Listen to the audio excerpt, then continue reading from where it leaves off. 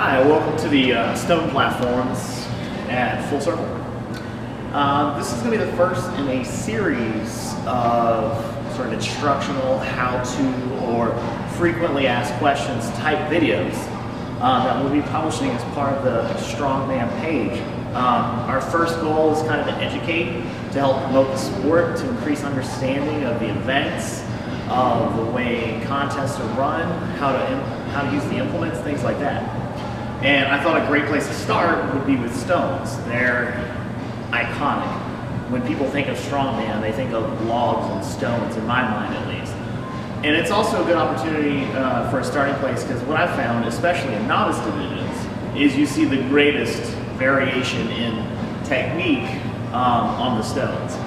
And that's my polite way of saying that it's pretty clear with less experienced athletes, or even maybe just athletes that come from gyms where they don't have access to the equipment, that they don't have access to the equipment. They're not training the stones regularly, and even if they perhaps are, maybe they're not being coached on the most effective or efficient way of doing it. So, on to the technique part of things. I think it's best to kind of compare stone loading to Olympic lifting. It's got a lot of similarities to doing something like a squat clean. And as such, I think it's easy to describe in 3 phases. The first phase, the pick, is a lot like a deadlift. You're just trying to get the stone up off the floor high enough to get to the second phase, which is to lap the stone. Lapping the stone is kind of a transitionary position before you go to the third phase, which is to actually load the stone.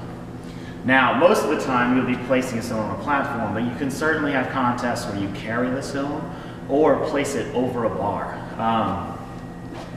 Most of the time we're talking about platforms. Stone over a bar is very common as well, but technique-wise there's really not a lot of differences between those two. So we'll just kind of keep it to the generic, I'm going to load it on a platform kind of discussion. So, phase 1, or the pick. All right, we'll transition to a different view here, and so we can actually see what's going on. Okay, so here's the pick. All right, and we'll show you from the front, we'll show you from the side.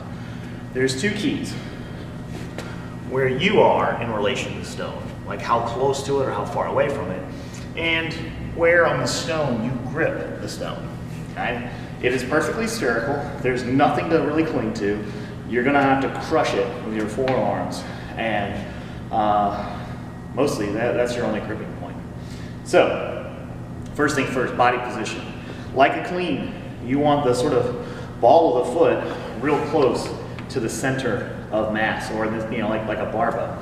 So you want what it looks like, I'm over the stone here, right? But really, the balance of my foot is close to the midpoint, or even slightly behind it, just like when I would set up for a clean or a snatch, if those are movements you're familiar with. For the grip, the main surface of my forearm and possibly palm and fingers need to be positioned as close to straight down the center from above as possible. If I go too far forward, the stone will roll backwards. If I go too far backwards, the stone will roll forwards out of my hands. So, crowd the stone, okay? Get up all over it. When you try to lift it from the ground, it's gonna be more like a deadlift than a squat. What I mean by that is, extending your knees is not gonna be as important as the leverage that your hips have. So you want your hips close to the stone. That's gonna mean your butt's gonna be up in the air, okay? So, notice I'm not going to start down here, I'm going to start a little bit higher, and all I'm going to do is push the earth away until the stone comes up with my arms. Alright? And I need to get that stone to where the center of it is higher than my kneecap. Then I'll be ready to transition into phase 2, which is to lap it. Alright? When I lap it, I need to be able to squat below parallel, because I need my thighs to be horizontal to the ground. Okay? The thicker your legs are, the lower your ass is going to have to get. Now, you can see from this position, it can rest on top of my thighs almost indefinitely. Okay? This allows me to change my grip. Right? What was a good picking grip may not necessarily be an ideal loading grip. I like to think of coming straight down the side as being like on a clock, gripping it at 9 o'clock and 3 o'clock. But when I want to load high, I want to transfer my grip to something more like a 2 and 10. Okay, and I'll demonstrate that now. So, pick, get above the knees, squat under, move my grip from here to here. What this allows me to do is pull up on the stone as part of my loading and get the maximal height possible. If I'm gripping from below, I'll end up supporting the stone with my arms, most importantly with my biceps. My elbow is flexed and I'm trying to pull up on the bottom of the stone. I may tear my bicep. All right, let's talk about loading from a different view. All right, so now we're going to look at it kind of from the side and the front, just kind of popping out of that lat position. Again, the real drama and the real action here is going to be loading it to something high up, okay? Now, if you're short, if you're under, say, 5'6", some of these higher platforms become very tall very fast. So maximizing the ability to get the stone as high as possible is really key to success. All right, so pick, lat, regrip, and I'm going to come out of that lat position hard and fast. And I want the stone to go as high as possible. Okay? So, pick, lat, regrip. Alright, that top position where the stone is on your sternum, your shoulders are pulling it to your face, and you're triple extended or even beyond, where my shoulders are starting to get behind my hips, it's not a place where you want to hang out. It's impossible to breathe. It's very tough on your spinal erectors. Right? It's dangerous, maybe, like having that load there for a long period of time. You want to get out of there fast. You want to successfully launch that stone and throw it right over wherever it needs to go, whether that's a platform or a... Anyways, this is a 50-inch platform. We're going to do all the steps together, finishing with actually loading it on the platform. Notice I've got the stone 3 or 4 inches away. Okay, gives me enough room to get down without banging my head, but it's close. It'll always be close. Get used to it. Notice, I didn't want to hang out up there. As soon as that extension started to really come together, I just launched myself forward. That timing takes practice, but you don't want to sit there with that stone on your chest. You want to get it on wherever it's going. Now, that's what you're going to do most commonly. What's called like the Casimir series. You'll take a light stone and put it on a high platform, and 4 more going heavier and lower, heavier and lower. That is extremely common, especially as a final event. There are some sadists out there, promoters who will do like a stone carry and load. That is particularly difficult.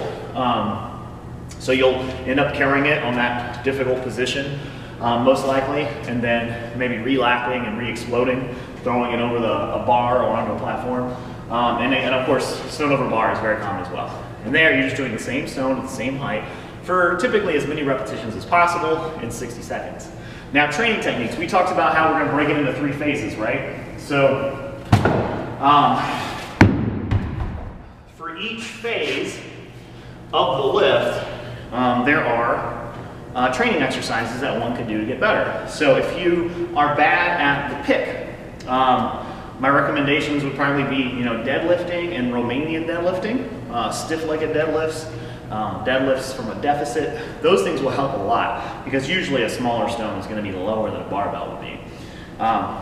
Those things will help a lot. But stone-specific, coaches do things for their athletes like doing a stone row, in which case you maybe keep the hips in a fixed position and you just pull with the arms, right? This is a good way to increase the strength of the arms and holding the stone, okay? It's also really tough on the bicep. You'll get really sore. You can kind of pick and grow, right? So lift with the hips, lift with the arms for a higher height, okay? Building up, again, upper body and back strength, the sort of postural position. All right, the lap, the main problem people have with the lap isn't necessarily like they lack some sort of strength, but timing, knowing when to go into the lap, and flexibility. as I said before, if you can't get into a deep squat, the lap is not going to be as advantageous as it could be. And if you want the stone to go really high, you've got to lap really low. The lower your butt is in relation to your knees, right, the higher your chest is going to be, or I guess the lower your chest is going to be, the higher the stone is going to be in relation to your chest. So if you squat really low, the stone will be really high when you start. The higher it starts, the easier it'll be to get higher at the end too. So if you want to go high, you've got to squat low, right? Does that make sense? You got to lap really deep into a deep, deep squat. So work on your mobility if that's a problem, especially in the ankles. Ankles are huge. The easy way to squat really, really low is let those knees come forward. And then for loading, again, barbell exercises are great. Being a better front squatter will make a load a lot easier. Being a better sort of power cleaner, like high hand power clean, those types of movements will really help a lot. And of course, for the stone, just coming out of the lap, maybe more than once. So I'll demonstrate that. I'm going to pick once and lap once. Come out of the lap hard and fast. And do this as many times as my coach tells me to. What you'll experience is, it requires a lot of endurance. So that second rep, it sucks. It's a lot harder than the first. So if you do 3 or 4 or 5, it's really going to fatigue you. And it's going to really force you to drive hard, be explosive, or really get out of the lap. And it will kill your legs. But it's a great training technique for being more explosive. And finally, if you want to be explosive, don't train heavy all the time.